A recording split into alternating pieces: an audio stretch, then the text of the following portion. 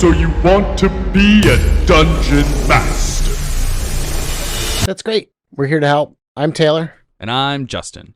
This week, we're going over something that has held true since the inception of D&D as a medium. Player character backstories have and are being used by many tabletop role-playing games. Each player controls one character, and that character has a backstory. This includes their history, their background, their connections to the world's locations and people. The backstory is usually the experiences that character has before the adventure, but it can be so much more than that. Let's talk about how DMs can help set them up and use them in the game. But first... Oh, it's going to be but first? Backgrounds. Taylor, how do you feel about the current 5e system of backgrounds? Because backgrounds are like the one area that is like truly mechanical in some senses when it comes to backstories and stuff like that. How do you feel about them? Are they good? Can they be improved? If so, how? Tell us everything we need to know. I think right now. Yeah. I'm going to tell you everything you need to know about backgrounds right now. Actually, if you're really curious about backgrounds and stuff, you can go back and check out our episodes on character creation. Right at the beginning, we do kind of delve a little deeper into the actual mechanical stuff about the backgrounds.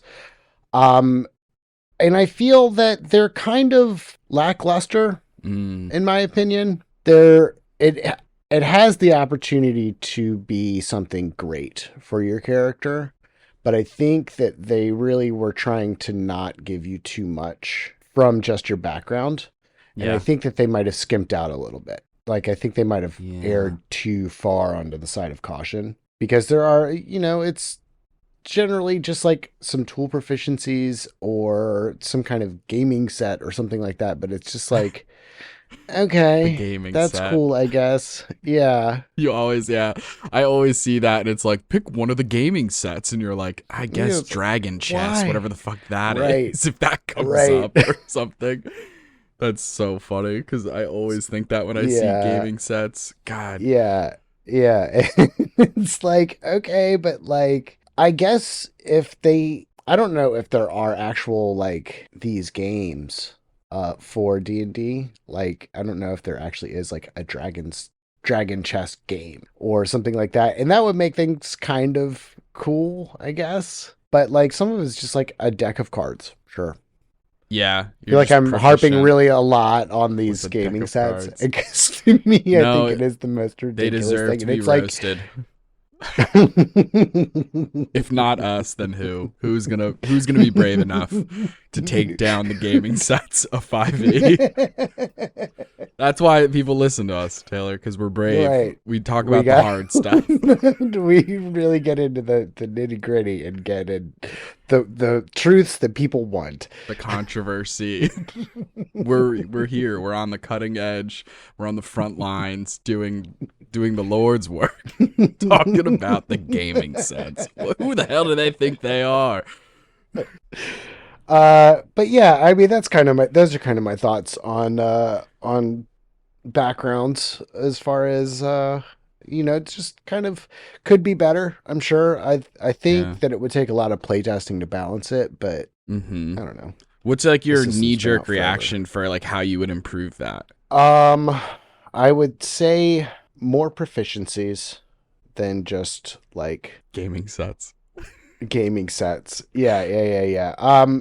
I don't know. I honestly, I would like to see some kind of a stat bonus or like an actual feat, Oh yeah. Like some kind of like an actual like, if you take the spy background, then you get to use alter image at will or something like that, or alter self at will or something like that.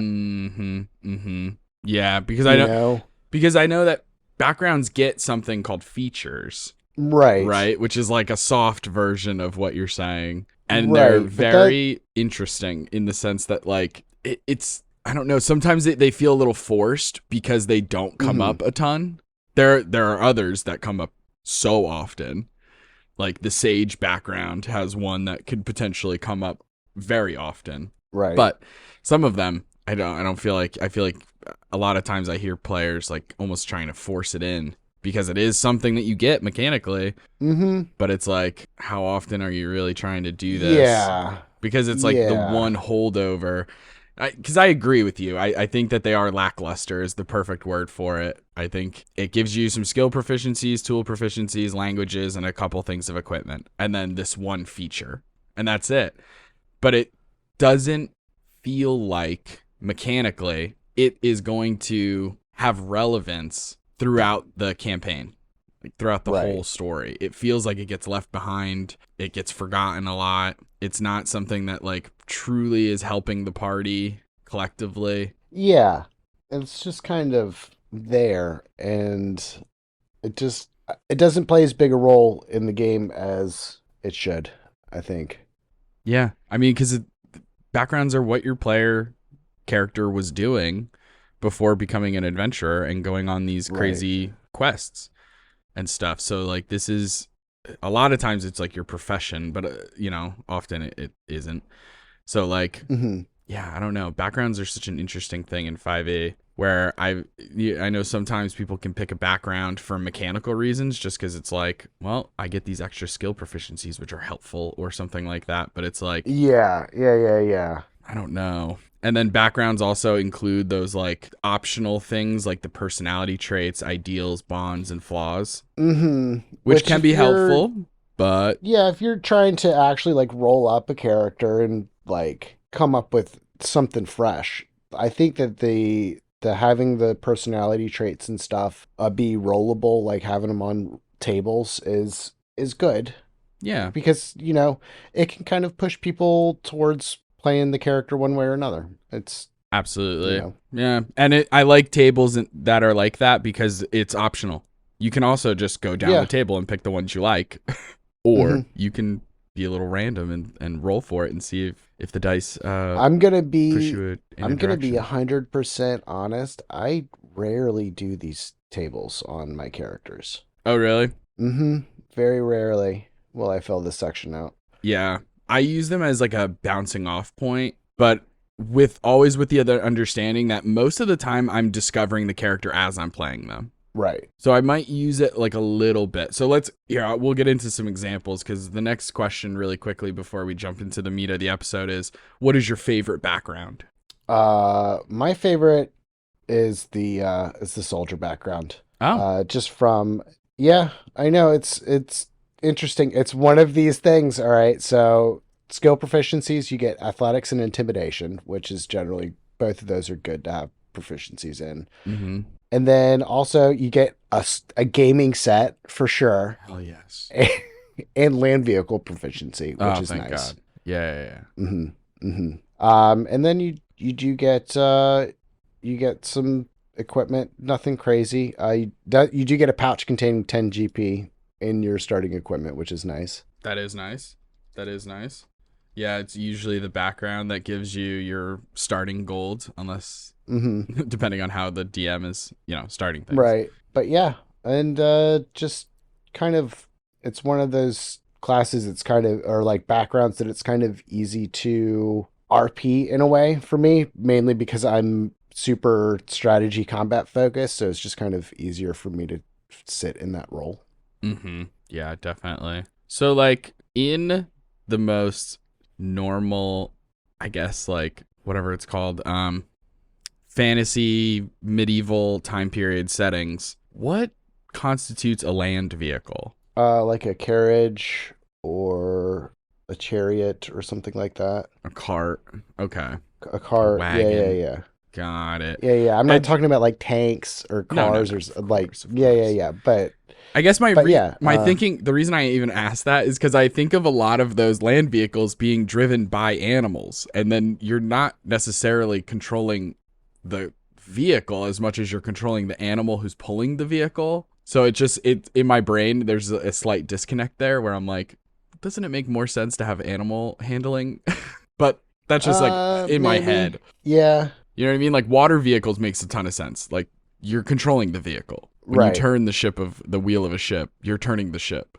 But like to turn a cart or a carriage, normally you're pulling on the reins of an animal. I can understand how it's like, it is still a skill in and of itself. Like just because you're like friendly with horses doesn't necessarily mean that you can jump on the back of a chariot and like take off well. But anyway, that was Yeah, just and a I think side that's thing. kind of part of what goes into it too, is like, going to the chariot thing, like being able to know where to put your feet so you don't fly off the back of it as this animal goes cruising forward. Yeah. And like being able to like because you're proficient, you can actually now fight on the back of this and not suffer any penalty. That's true. You know. Yeah, definitely. And soldier background, remind me what feature they get and have you used it? If so, how often? If not, why not? So the feature is my military rank. Ah. And I feel like I have definitely pulled that card a few times. Yeah, you're As right. far as like I was a captain in the army, so pretty much anybody who's like a foot soldier or a grunt, I can be like, "Yo, I outrank you. Go do stuff." That's true. And I'm Yeah. 100%. I'm sure that I've pulled that card a few times. Yeah, I mean, you've definitely, as a character, whether like even when you haven't necessarily been like I'm higher rank than you, because your character isn't currently in the military anymore. Right. But Yeah. like, it's definitely come across in your role play as that character, as Kaladin, because Yeah, of because there's a bearing that you hold. Like you just kind of don't have to be, hey, I outrank you. Just by your demeanor, that person knows, hey, they're at least have some military background and presence. yeah, You know, definitely, yeah. You're giving off Semper Fi vibes, kind of right, person. right. You're like, this guy's seen combat. You never retire from the Marines. You're always a Marine. Hoorah. Anyway, for me, before I get yelled at for stolen valor or something, moving Right. on, Neither of us. my favorite background, or one of them, because there's a couple that I really do like, but one of my favorites is one of my first PCs had this background, and it's just because it stands apart from a lot of the other ones because it's not a profession. It's like a life event that forms this background. And it's actually, specifically, it comes from Curse of Strahd, which I didn't know until just looking it up recently, because I use D&D 5e.wiki.com, so I see a lot of backgrounds. But anyway, it's the haunted one. Yeah. I'm a big fan. Skill proficiencies, you get to choose 2 out of Arcana, Investigation, Religion, or Survival. So a nice little smattering of choices. No tool proficiencies, no gaming sets, downer. What are you going to do? Choose 2 languages, one of which gets to be an exotic language. They specifically say this. You get to choose between Abyssal, Celestial, Deep Speech, Draconic, Infernal, Primordial, Sylvan, or Undercommon. Then you get a Monster Hunters pack, which is fun because that's different. A Trinket of Special Significance, and common clothes, and 1 silver piece. So no money. And then the feature that you get is called Heart of Darkness. Those who look into your eyes can see that you have faced unimaginable horror and that you are no stranger to darkness. Though they might fear you, commoners will extend you every courtesy and do their utmost to help you. Unless you have shown yourself to be a danger to them, they will even take up arms to fight alongside you. So good. It's a really, really fun one. It gives a lot of like interesting things to think about when you're creating your backstory. You know, like, what is this event? What is the horror and the darkness that you have seen or witnessed? And they even give you like you can either roll on a D10 table, or you can just pick one of these ones here, or you can come up with your own. But they give you a list of harrowing events.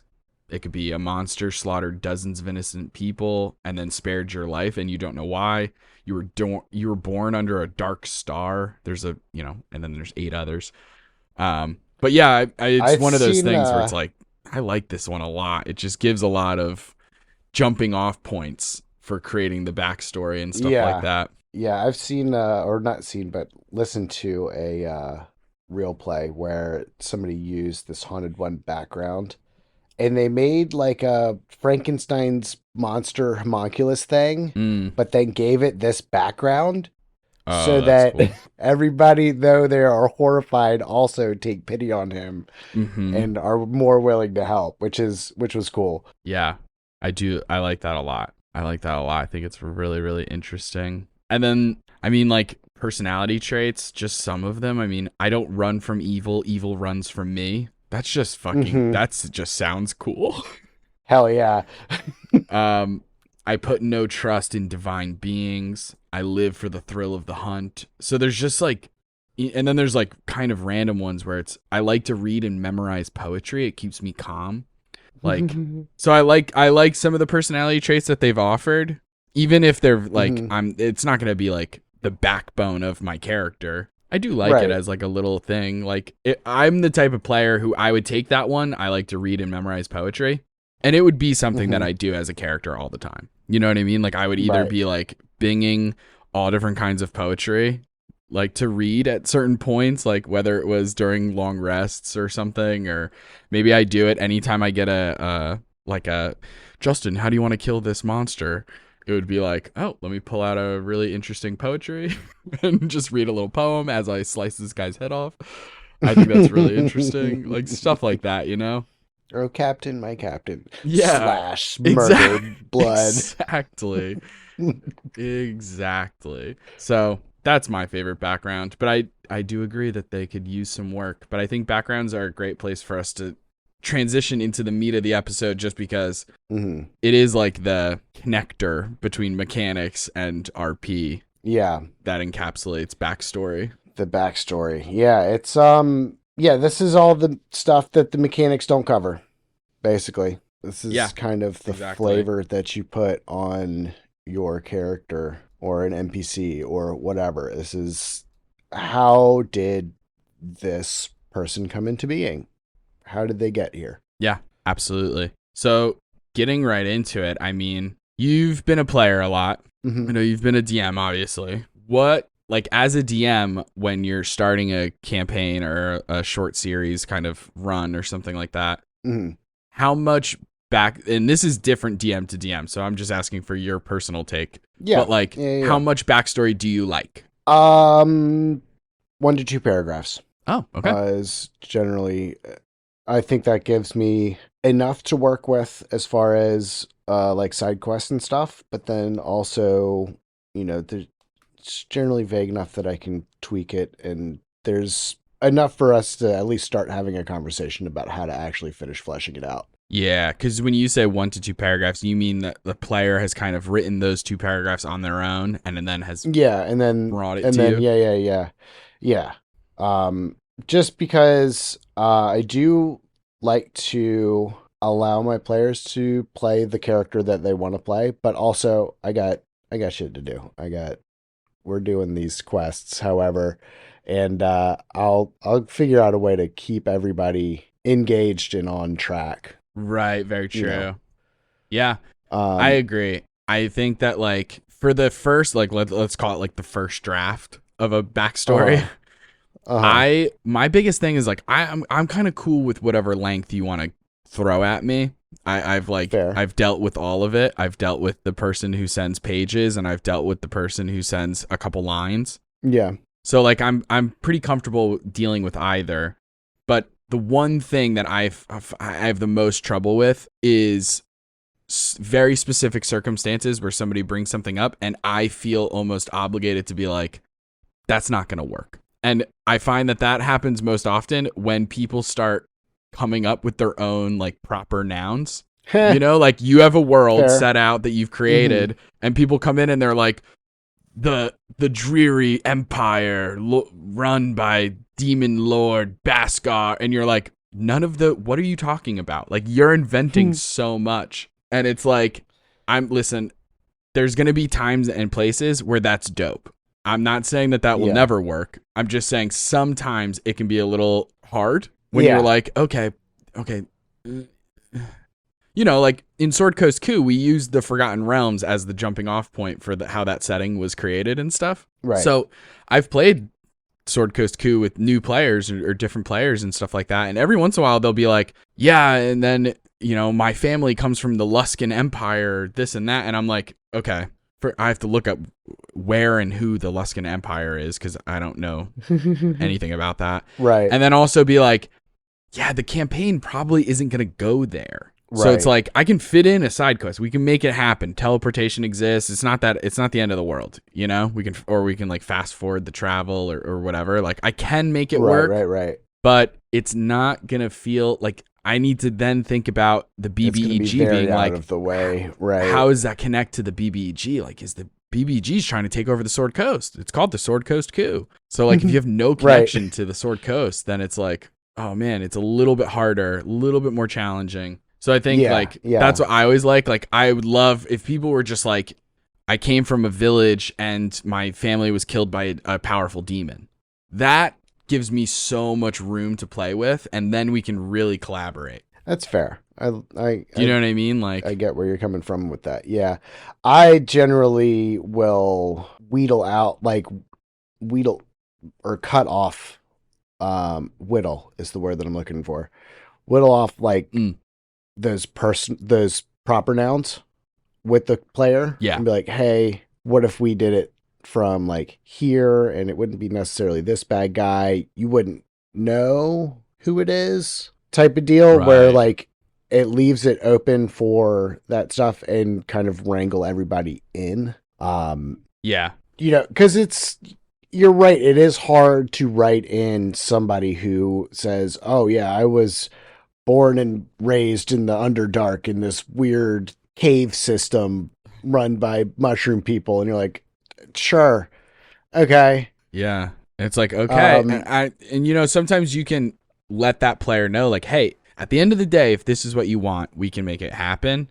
Understand that it is going to be more challenging to like, hey, I want to go pop in and see my parents. Like that is going to be a little bit more challenging because you've decided to make your character, you know, oceans away or stuff like that. Cause I've had that happen too, where like every other, and that's where it gets really difficult too, dude, is when like every other player is like, sure, yeah, we're all from the Sword Coast. And then one player is like, I'm from beyond the mountain ranges in a faraway land. And you're like, okay. I give them the little expectation of like, okay, just understand that like it is going to be a little bit more challenging to connect your character to the plot and all the little things. I'll do my best. I'll try my best. I mean, I did this with Kaladin though, but I also made it so that Cal is very much estranged from his family. So there's no real tie to that, but Cal's technically from the was it the Eastern Kingdoms or whatever? Right. Yeah. Yeah. So like he's not from the Sword Coast, but the things that tie him to his homeland are practically non-existent. Yes, exactly. Yeah. I remember you and I having conversations about it because there were other things that connected you. One, Kaladin's like personality is one of being a protector. So as long as you get close with the party, which you did, then it's not necessarily like I'm trying to save the world to save these lands, but I'm trying to do it to save my friends and by relation the world. Or like making your character a harper was an easy way to connect you to the locations and to NPCs and stuff like that. So there was definitely other ways to do it. Whereas like we'll use like the character of Lucian. That was so much harder because some of it has to do with the player and some of it has to do with like it was just way harder because like already his character is not getting along with the party in so many different ways. As soon as we save his brother, he's like starting to message me and be like, I don't even know why I'm sticking around now. And it was like, great, this is exactly what I was worried about. Whereas like with Fellis and Sunny, it's like your families are in these towns and you love your family. You're not estranged from them. Specifically not estranged. So it's like much easier to find the motivation to save these people. So like, 'cause if you're the player, the DM wants you to have fun and to play the characters that you want to play. 1,000,000%.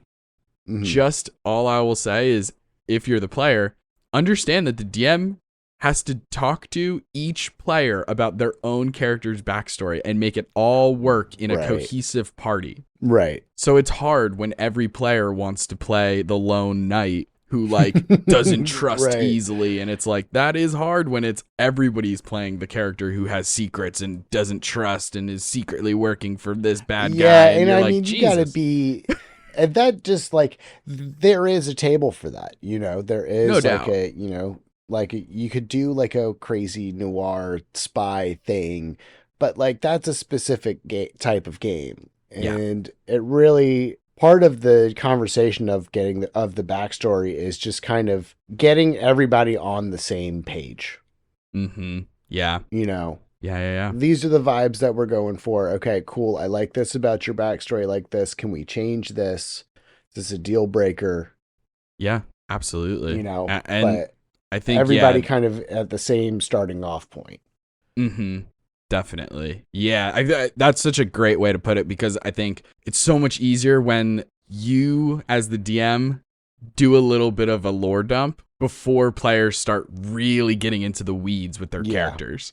You know what I mean? Yeah, Like before before your players give you pages of exposition, hopefully you've already told them, hey, heads up, this is sort of the deal. Here's the setting. Here are the important towns that are definitely going to come up and all these different things, and letting, like, just being open and honest and being like, it would be so nice if you guys could work this stuff in a little bit. You don't have to, but it is easier. I would be so happy. Yeah. And then I like to do this thing of, because I want to connect the player character to the world, to the locations that are going to come up, different NPCs, and the plot, you know? And I think the easiest way to do that is in the backstory and already sort of laying some seeds down, even seeds that won't blossom for sessions upon sessions. Right. But it is kind of good. It gets those kind of first session jitters out of the way early, because you're not sitting around like, oh, who are you? Oh, who are you? And everybody has to sit there for a minute and be like, well, I mean, I used to be this dude who made shoes, and now and that's boring. Nobody wants to be there. Nobody wants to sit there and do that. That was me trying to come up with a character on the fly just now, and it takes a while. Yeah, definitely. Having like some major bullet points of like the things that are important to your character. It's like anything. If you're writing a story, sometimes that first draft is garbage, and that's okay. That's normal processing, I listened to one time, I was listening to, I can't remember if I think it was Taika Waititi talking about writing scripts for directing and stuff. And like, sometimes he'll write an entire script out, first draft, just write the entire thing. And then he'll leave it for like months, reread it again, and then essentially like, not literally, but like delete it, and then try and write everything down from memory. Because the idea being that like, you're only going to remember the most important things, or the things that stood out, Right. That's pretty cool. A pretty specific writing style and stuff, but right. The same thing with like Neil Gaiman of writing down like the most important things that happen in the story, and then going back and writing it from the beginning as if you knew all along that it was going to lead to this thing or whatever. Right. Which is like, I mean, I do that all the time with different things. Like with our actual play of Sphinx City, shitcoin was a joke that was made based on another joke that I made. Like shitcoin was a joke from one of the players that was a riff. I think it was a player who wasn't even there. I think Sean or Dale made that joke. When they weren't even in the scene, like their characters, I mean. Right. It was like your character and the hacker joking around about crypto, and then the sewers came up, and then I think they just said shitcoin at one point, because obviously it's a riff on Bitcoin. And now shitcoin is a huge part of the plot. It's like the whole thing. Yeah, obviously it wasn't a part of the plot before that. Bitcoin had no bearing. There was no cryptocurrency in the actual plot. It was just a funny joke. Right. But and now it was main plot point. Yeah. And I think that's it's good to kind of include those little riff jokes and stuff. Yeah. And I think like going off of that, you don't have to have your entire backstory completely fleshed out at the offset Yeah. or onset or whatever the hell. Also, But like, also very true. Yeah.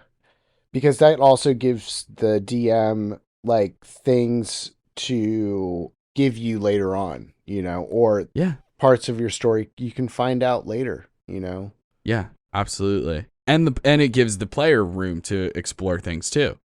Mm-hmm. And they can be like the most simple, superficial things, like how I played that character in Curse of Strahd and just organically came to the conclusion that like he doesn't like kids. He hates kids. He just like is not into kids, like doesn't think they're cute or funny or sweet. Like genuinely is like, they're annoying. I don't like them. And it was all just because of a silly joke. And then it like bled into being like, no, this is now like a hard personality trait about this character who's like a sweet, gentle person. So then it's like, for some reason he just doesn't like kids. Like, I think that's funny. Yeah, and that's so good too. Like, because I of course was playing Batman, who has an affinity for orphans. Yeah. So naturally, I had at one point I think I had 3 or 4 orphans. Yeah, I think we were starting an orphanage, and we were because really... I got punished for accidentally killing Arena or whatever the fuck her name was. Yeah. Oh yeah. Because I had a cursed axe, and so then it was like, you have to watch the kids, and I was like, no, my nightmare. But yeah, that's where like a lot of this interesting stuff comes from. Is there's a lot of things you can set up beforehand in terms of connections to the world, and like, so for example, to give you like straight up examples of this, like talking to Taylor about his character Kaladin and being like, okay, cool. Well, we'll say that you've been to Waterdeep once or twice. You're familiar with the fact that it's there and all this stuff. And you're a Harper, so you're connected to the Harper organization. And then I didn't go over every single Harper that exists, right? Like, because I don't necessarily have a huge list of NPCs who are Harpers, because I didn't know that a player was going to pick Harpers, right? Mm-hmm.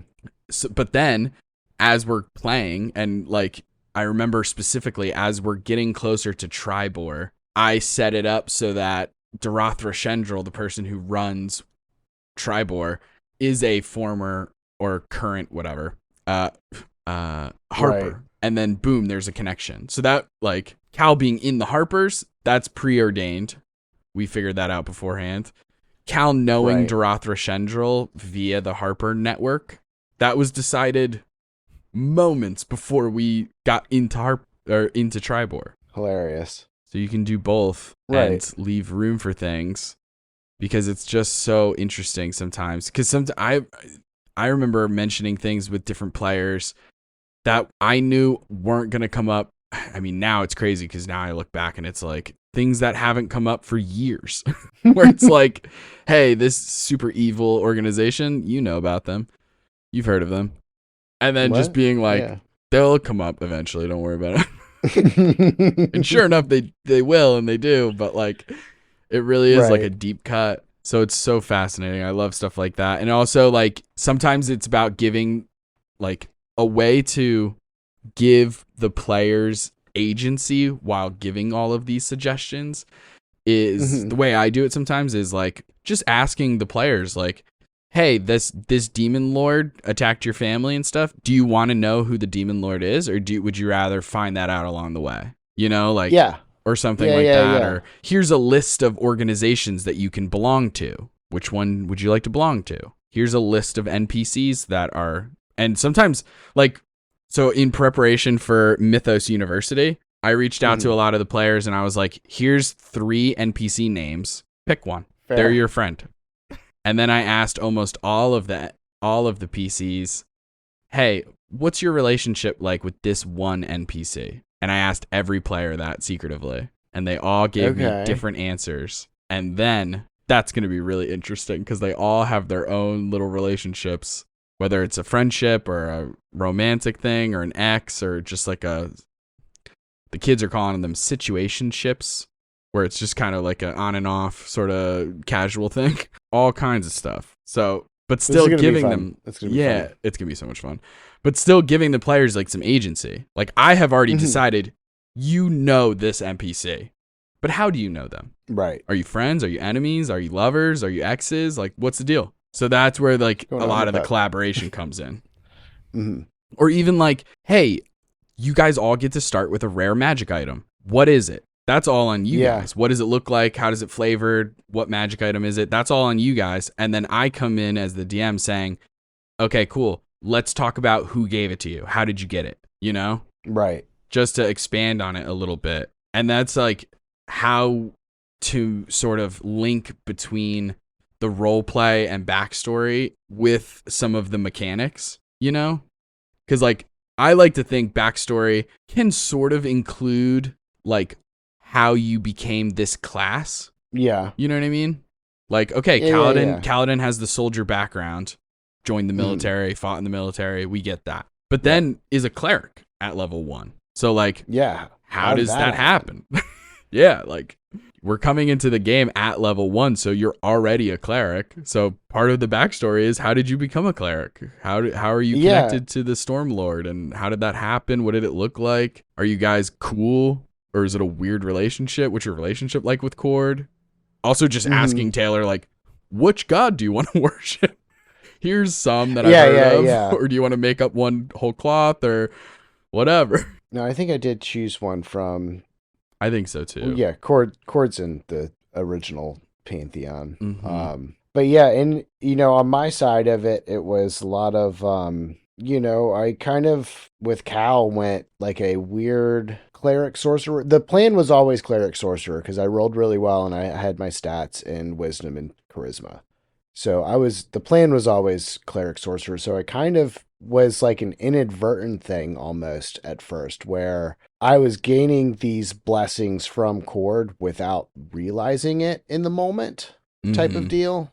And then that's how we work the cleric thing into it. And then, so I, having not really made that connection with Cord yet, very early on in one of the early episodes, Cord comes to me in a dream and then bestows upon me an actual holy symbol. And actually, I think he sent an avatar or something, some kind of celestial to give me like here's like your holy symbol elemental or something. Yeah. But yeah, and so like that's that's an example of not having everything fleshed out in the moment, but then kind of working everything back together pretty soon. Because I think it was like episode 2 or like session 2 or something. It was like pretty early on. Yeah. Just to give you like an actual holy symbol and also like begin to start. 'Cause I knew that I'm the type of DM who likes doing visions and dreams and all that kind of stuff and like those one-on-ones with your deity.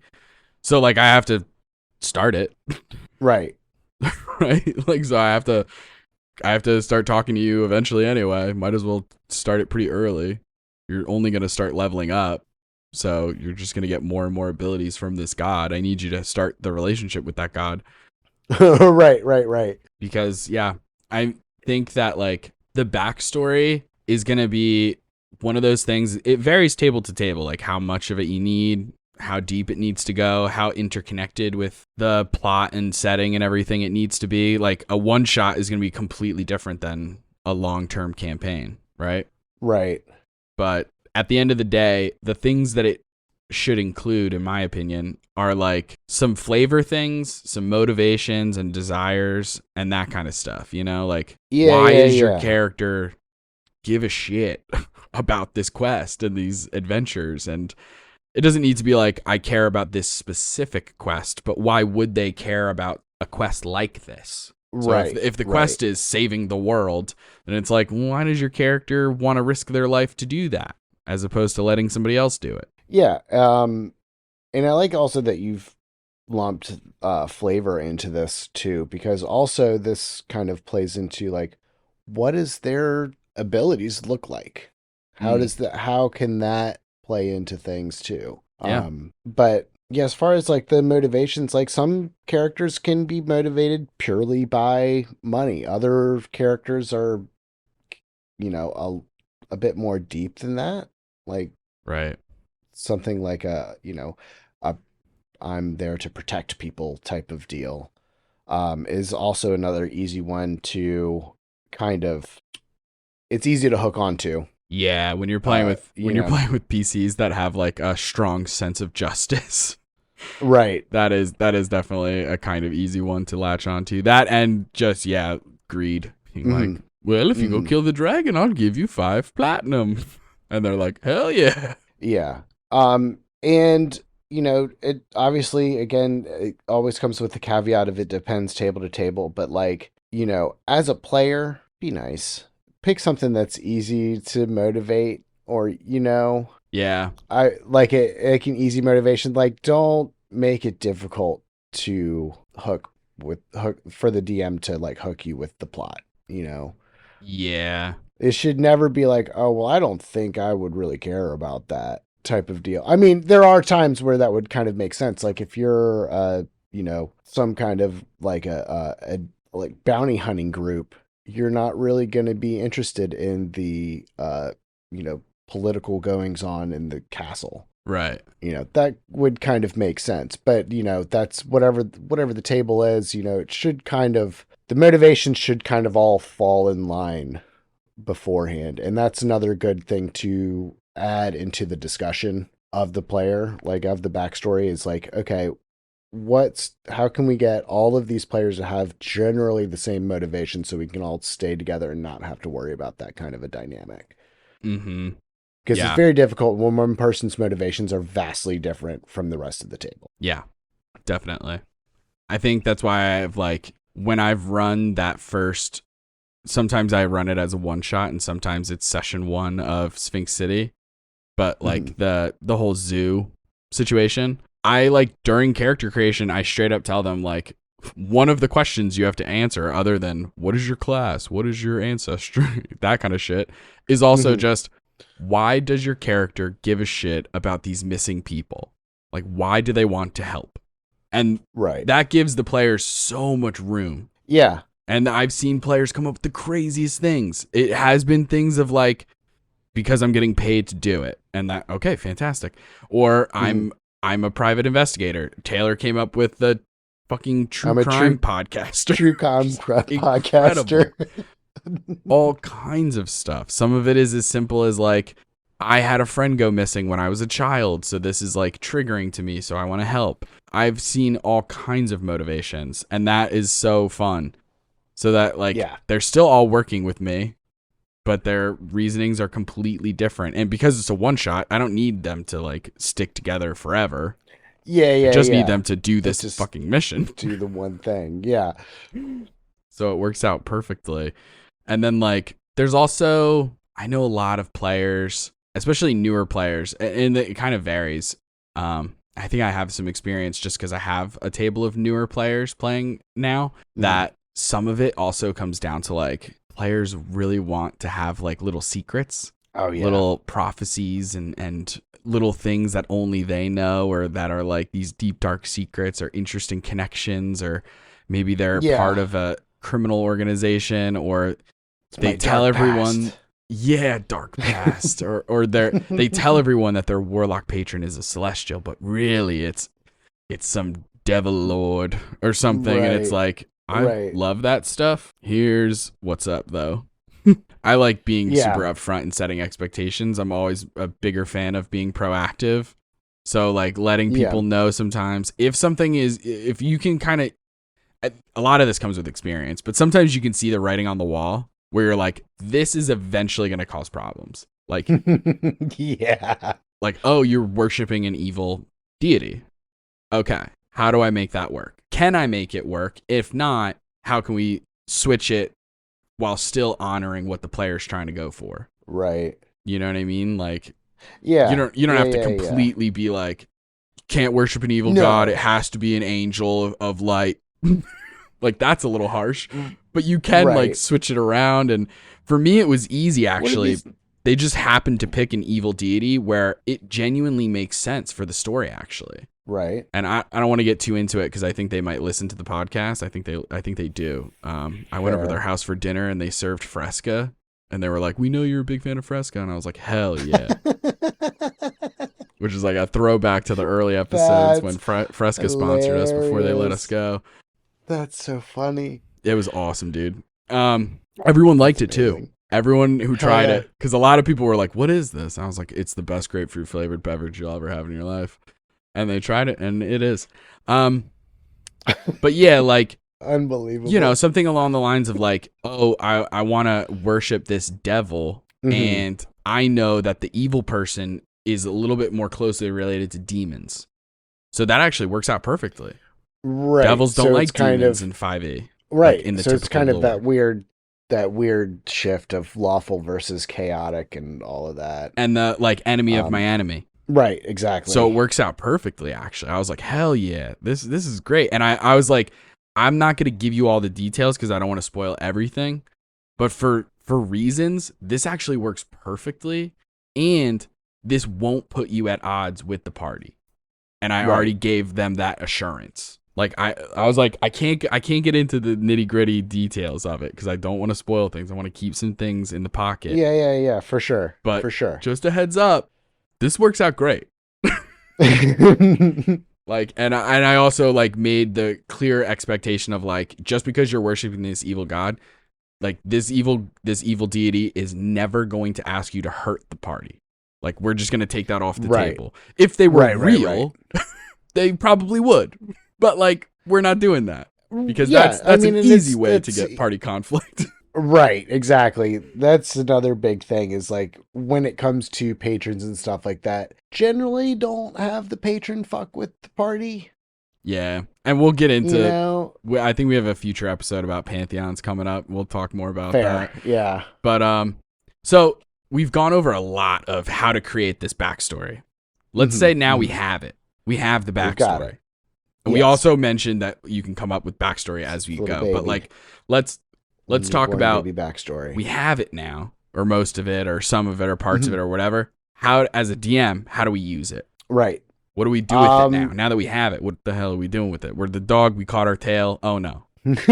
Yeah. So this is how you spice up your games, honestly. Because most of the time you're gonna get, at least in my experience, I generally will get adventure handbooks. That's I've talked about them a bunch. And they're usually pretty dry.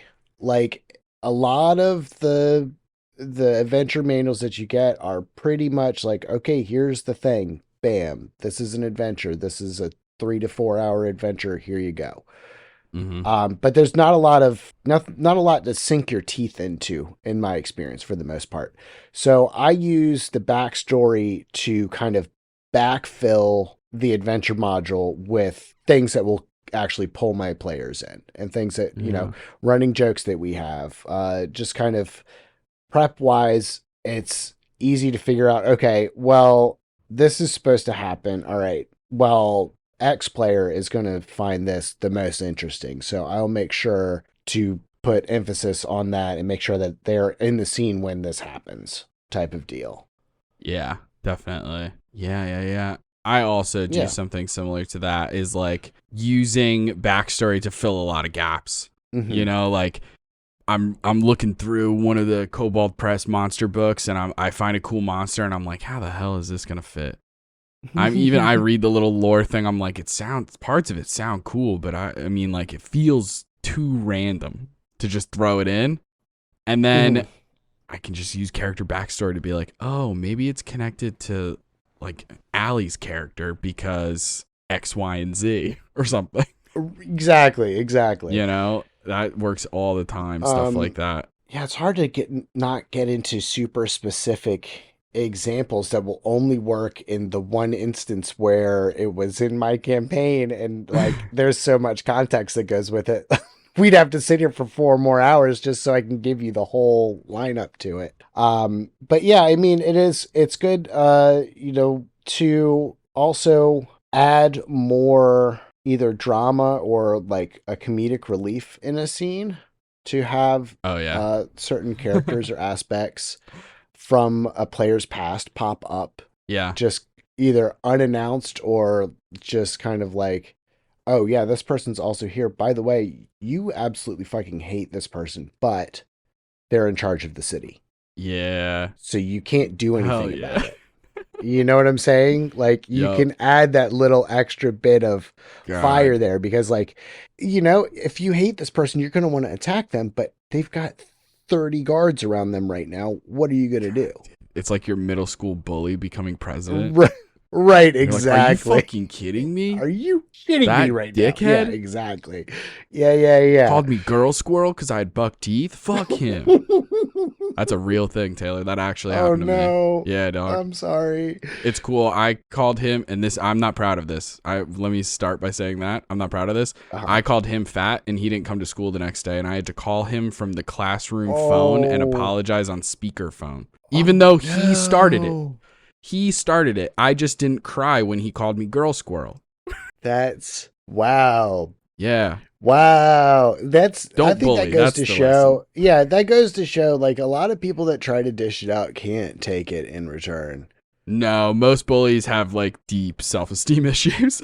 And I can say that both as the bullied and as, unfortunately, the bully. Because I never got in a fight in my entire life, but boy, can I sling some words. I don't throw hands, I throw insults. You know what I mean? And it wasn't good. Anyway, so yeah, you can definitely use a lot of backstory stuff for some drama or some humor.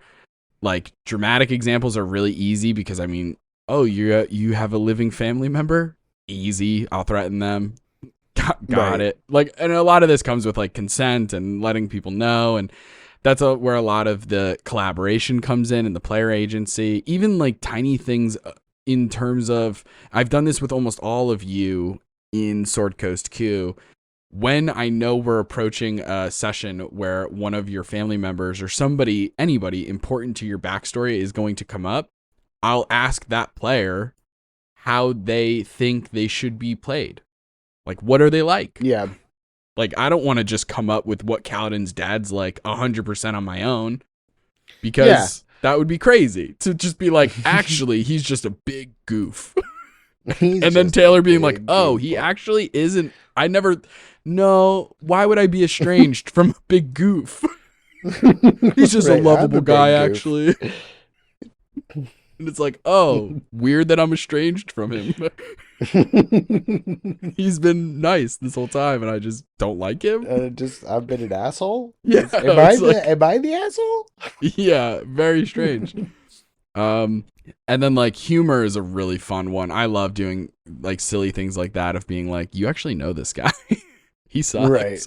Or like having there be like the scenarios of, especially with like parents, having them tell funny stories. The typical like, where's the baby book? Let me show you this picture of them naked as a baby. Like, that's so funny. Right.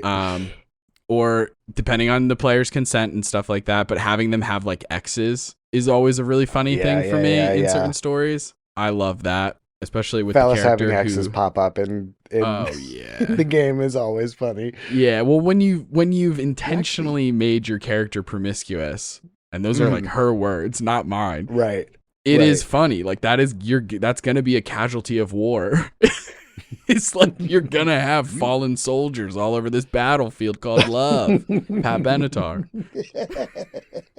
Jesus.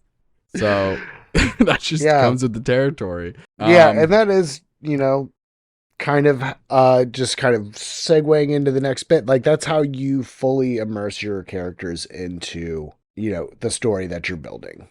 Yeah. Is to pull up these bits from the past so that there's a sense of continuity through the whole thing. Mm-hmm. Yeah, absolutely. Because each adventure is going to be different. It's just, the backstory is it's like, Law and Order. They've got the case every week, but then there's also behind that the whole backstory going on. Like there's all the background relationships and conversations and stuff happening in the background that continues on week to week. Right. Absolutely. Yeah. There's the arc of the episode and then the arc of the series. Right. Very, very good point. Yeah, absolutely. Yeah, it's just so fun as a DM. It's one of the funnest things is when you can like look at a player and be like, you actually have heard of this before. Like your dad spoke of this when you were a child or something like that. Or being like having an NPC be like, well, I'm not sure, but I think somebody in Waterdeep spoke of it. And having that character be like, I'm from Waterdeep. Like, that's Whoa. incredible. Like, Oh my oh, what a coincidence. I had that happen recently at a game that I did in person where I was like, yeah, I don't think there's anything here in this town, but maybe in Yarder. And the player was like, I know people in Yarder. And I was like, I know. That's why the thing that you need is in Yarder. It works out perfectly. What? I know. It's Imagine so fun. So fun, though, seeing a player be like, putting the strings together and being like, wow, everything is kind of connected. I love shit like that. And then, like, because I guess kind of the last thing, because we talked about at the top of the episode backgrounds, and we talked about how backgrounds are like a mechanical portion of backstory, and barely mechanical, really, gaming fucking sets and other proficiencies and languages and equipment, whatever. But I'll also say that, like, when you have your backstory kind of like, and you're starting to figure it out and you're starting to feel good about it and you're fleshing out that character as you go along and stuff like that, I find it really fun to be like using your backstory to explain mechanics and flavor them, like, why did you multi-class this way? Or like, why did you pick that spell to learn at this level? Yeah. Or And something I actually like came into that with my newest character on Mythos, Icarus, is like, oh yeah, I really wanted to make him an alchemist, so I picked a lot of spells that could be the flavor that I'm using for him is like, according to the rulebook, the alchemist is supposed to be using their it's actually an artificer subclass. But the artificer is supposed to be using the toolkit itself as their spellcasting focus. So the way that I'm kind of going to flavor it is like his alchemist kit is like a bunch of like test tubes and stuff in a little box he carries on his waist, and they're all little potions. So like I've got like enhanceability is just a potion that I'll drink, or like acid splash and stuff like that is just little test tubes that I'm just going to yeet at people of, it's acid. There you go. Have some acid. Yeah. Brutal. But yeah, I get it. I think that stuff like that is I love that as like the person who like appreciates, I mean, the reason I play 5e specifically and most often isn't just because I'm very comfortable with it. It is also, I mean, that's a big part of it, but it's also, I do like the mechanics. I love the mechanics of 5e. I really do. But I'm also all about story and role play and all that kind of stuff. So finding ways to connect to is always fascinating to me. Like I came up with a character one time, a PC that I was going to play, and our friend Nicole was going to run it, but then it ended up falling short. But I had this whole character planned out. I was going to play a Chronergy wizard who was Drow, a Drow Chronergy wizard. And we were playing in the world of Exandria, so like Critical Role's setting. And Critical Role's setting, you don't have to know a ton. All you need to know is that in Critical Role, there's like a civilization called Aor. And it's one of those civilizations that's ancient, but also it was super fucking technologically advanced. Right. Okay. You know what I mean? Like they had robots. They invented Warforged and then like fell 1,000 years ago. Right. So the idea of being a time wizard and being like an archaeologist. So then I end up picking a lot of spells that are like earth spells because of the idea of like using Maximilian's Earthen Grasp to like help with digging, or using the cantrip Mold Earth, which is like not a great cantrip. Like it's an okay cantrip, but I'm specifically choosing spells that make sense for this character. Like it, of course, later on, maybe it makes sense for my character to learn Fireball, but in the beginning, why am I learning Fireball? I'm at archaeological dig sites. I'm not trying to do damage. I'm trying to preserve things. I don't want to do Fireball. It makes no sense until I start getting into the adventuring, and then, I'm fighting some shit, so you get Fireball. But so I love stuff like that, connecting everything together. Oh yeah. Yeah, it's all interconnected. Yeah. It's exactly like if you think of a human, like the organ system, like how our body is all interconnected. They're all different parts, right? Your liver is very distinct from your lungs. Blood. The best way to keep blood moving and circulating and getting rid of the waste and carrying the oxygen is to be hydrated. And the only way you can do that is with Big Tap. There it is. Big All cat, right, baby! That's all we can get into this time. You can find us on TikTok and Instagram at So You Want to Be a DM, or you can ask us a question at soyouwannabeadm@gmail.com. If you like the episode, don't forget to give us 5 stars and a review wherever you found us, and check out our Patreon and our new Twitch with the link in the description. Join us next time for more Dungeon Master tips and tricks. Bye! See you. And now I have the honor of giving a shout out to the members of our Patreon gang. Lee, we can't wait to roll dice with you. Nub Muffins, may Paylor's light shine upon you. And there's Theo R, Vanessa D, Talk Screen, and Tappy. If you want a shout out, join the Adult or Ancient Dragon gangs on Patreon. Tune in next time for more tips and tricks from So You Wanna Be a DM.